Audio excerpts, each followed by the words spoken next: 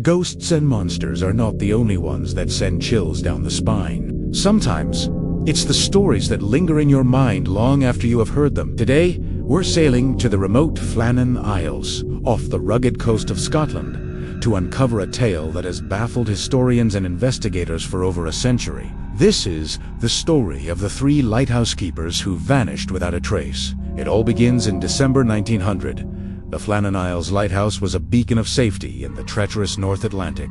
Manning this isolated post were 3 experienced keepers: Thomas Marshall, James Ducat, and Donald MacArthur. These weren't rookies. They were seasoned men, accustomed to the solitude and the fury of the sea. Their job was vital, guiding ships through the stormy waters. But as Christmas approached, something went terribly wrong. On December 15th, the steamer Arctur Asterisk, on its passage from Philadelphia to Leith, noticed something unsettling. The light from the Flannan Isles lighthouse was out. This was a serious issue. A lighthouse going dark was like a guard falling asleep on duty. It simply didn't happen. The captain of the Arctur Asterisk duly noted it in his log, but due to bad weather and the urgency of his own journey, he couldn't stop to investigate. The report was only passed on when the ship docked several days later. For 10 long days, the lighthouse remained dark. No one on the mainland knew. Communication was non-existent, and supply ships only visited periodically. The silence from the island was absolute. Finally, on December 26th, Boxing Day, the relief vessel, the Hesperus made its scheduled trip to the island. Joseph Mor, the relief keeper, was on board, ready to swap places with one of the men and bring them home for a belated Christmas. As the Hesperus approached the island,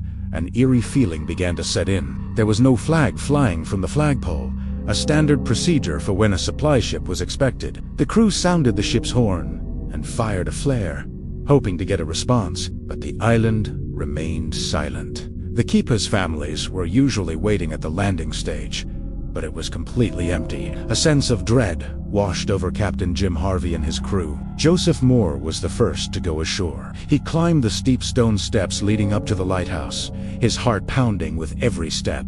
The main gate to the compound was closed, and so was the main door to the lighthouse tower, but they weren't locked. He called out the names of his colleagues: Thomas, James, Donald. Only the sound of the wind and the crashing waves answered him. He pushed the door open and stepped inside. The first thing he noticed was the unsettling quiet. In the entrance hall, one of the keeper's oilskin coats was left behind. This was strange. The rules were strict. If one keeper went out, the other 2 had to remain inside, and no one would venture out into the harsh Atlantic weather without their full protective gear. Why was one coat left behind? Mor continued into the keeper's living quarters. The kitchen was even more bizarre. A meal of salted mutton and potatoes was left half-eaten on the table. A chair was overturned, as if someone had jumped up from their meal in a great hurry. The clock on the wall had stopped. The entire scene was a snapshot of a moment frozen in time, a moment of sudden, unexplained interruption. He went further, checking every room. The beds were unmade, which was unusual for these meticulous men, but there was no sign of a struggle, no sign of violence. The lighthouse logbook was found on a slate desk in the kitchen. The last entries were cryptic and deeply unsettling. The log detailed the weather leading up to December 5th. Keeper Thomas Marshall wrote about a storm the likes of which he had never seen. He described severe winds and mentioned that James Ducat had been very quiet, and Donald MacArthur, a tough, experienced mariner, had been crying. This was shocking. A seasoned seaman like MacArthur breaking down in tears. It was almost unbelievable. The log entries spoke of the men praying and being terrified by the storm. But here's the most puzzling part. There were no reported storms in that area on those dates. The weather was calm. So, what storm were they writing about? Was it a storm of the mind? A shared delusion? Or something else entirely? Something a weather chart couldn't measure. The final entry, on December 15th, was brief and chilling. Storm ended. Sea calm. God is over all. And then Nothing. The men had vanished. A thorough search of the island was immediately launched. Captain Harvey and his crew combed every inch of the rocky outcrop. They found some clues, but these only deepened the mystery. On the western side of the island, they discovered evidence of the recent storm's power. A supply box had been smashed, its contents scattered. Iron railings along a path were bent and twisted out of shape. A massive rock, weighing over a ton, had been dislodged and moved. The damage suggested that a colossal wave, a rogue wave of incredible size and force, had crashed over the island, reaching a height of over 200 feet above sea level. The official theory quickly formed. The three keepers had gone down to the western landing to secure a crane or some equipment during the storm. A freak wave then swept over them, pulling all three men into the churning sea. This theory seemed plausible. It would explain the overturned chair. Perhaps one keeper saw the wave coming and shouted a warning, causing them to jump up in panic.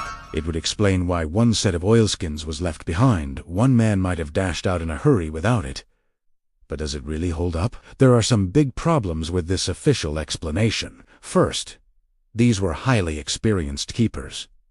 They knew the sea. They knew the rules. It was strictly forbidden for all three men to leave the lighthouse at the same time, especially during a storm. Why would they break such a fundamental safety protocol? And why would they go down to the most exposed part of the island during a storm that had apparently terrified them for days? It just doesn't fit their character or their training. The mystery has given birth to countless other theories over the years, ranging from the mundane to the supernatural. Some people believe there was a fight. Perhaps one keeper went mad, killed the other two, and then threw himself into the sea. This could explain the overturned chair, but there was no evidence of a struggle, no blood, and it seems unlikely that one man could overpower two others without a significant fight.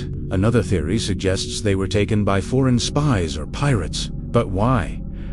The lighthouse held no strategic value that would warrant such a risky abduction. And what would spies want with three lighthouse keepers? It seems far-fetched. Then we enter the realm of the paranormal. Some have speculated about sea monsters, giant birds, or even alien abduction. The idea of a ghost ship carrying them away has been floated. While these ideas make for great stories, there's absolutely no evidence to support them. They are born from a human need to fill a vacuum of the unknown with something, anything, no matter how fantastical. So what are we left with? We have three men who vanished from a locked room mystery on a remote island. We have cryptic log entries describing a storm that seemingly never happened.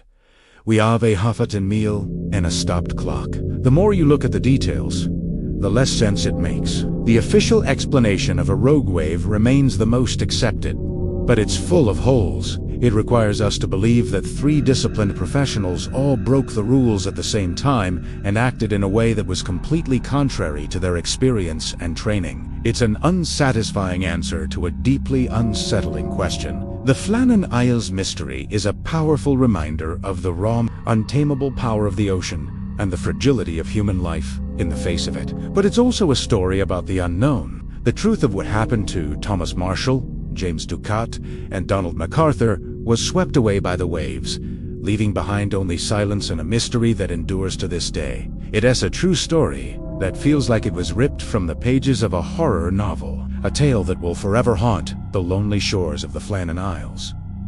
What do you think happened to the keepers? Was it a tragic accident, a freak of nature, or something else entirely?